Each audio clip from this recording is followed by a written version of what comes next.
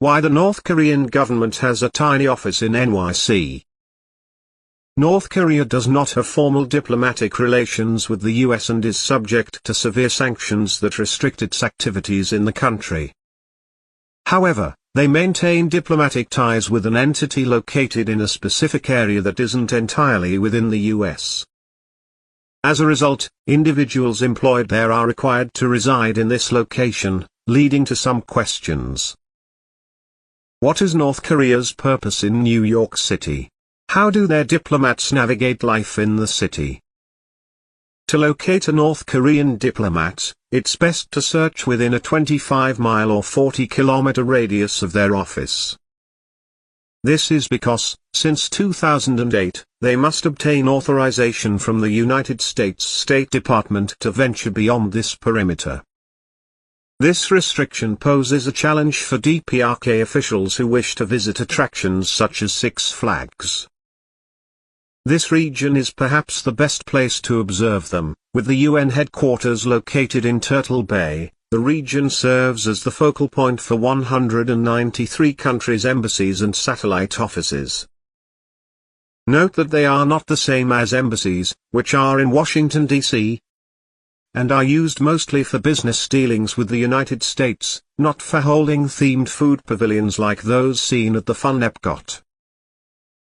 Because nations interact with the UN here regardless of their diplomatic ties to the US, Turtle Bay, or Lame Epcot, demonstrates how North Korea functions here despite hostilities with the US.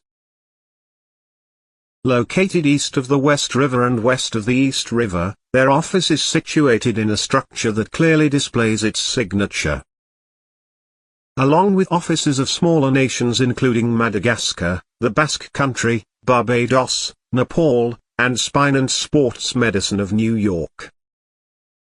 In contrast, the UN representations of bigger nations, such as the US's sleek, curved mission or Turkey's visually appealing one, are often more complex. It's interesting to note that the prime location, strategically facing the entrance diplomats use to enter UN headquarters, matters more than the building's architectural magnificence.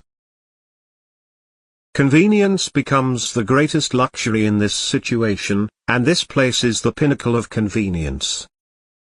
The enormous Tata from Brazil, painted by an artist who insisted on using lead despite its risks, is a noteworthy work.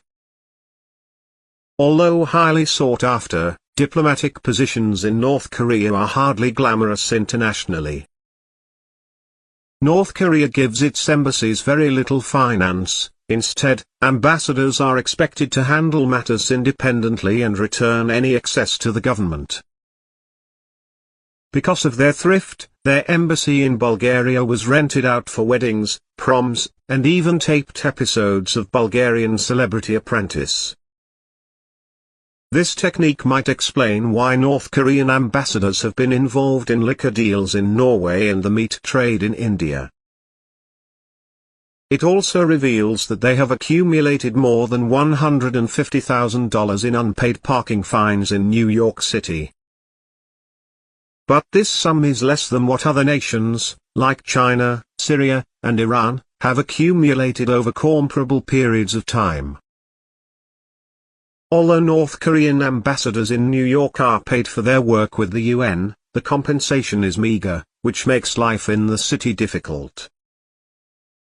They make between $300 and $600 a month, which even with doubles and inflation adjustments comes to around $21,000 a year, not enough for a pleasant living in New York City.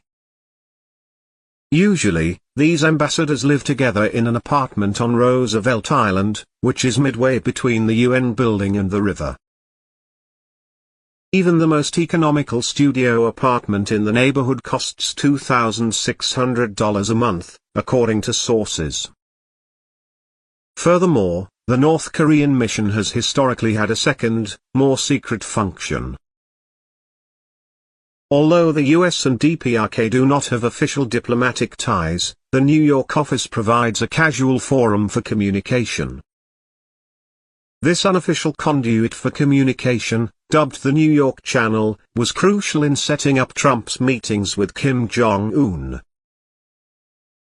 and helping to free American prisoners held in North Korea, both of which took place outside of regular diplomatic contacts when Trump was in rule.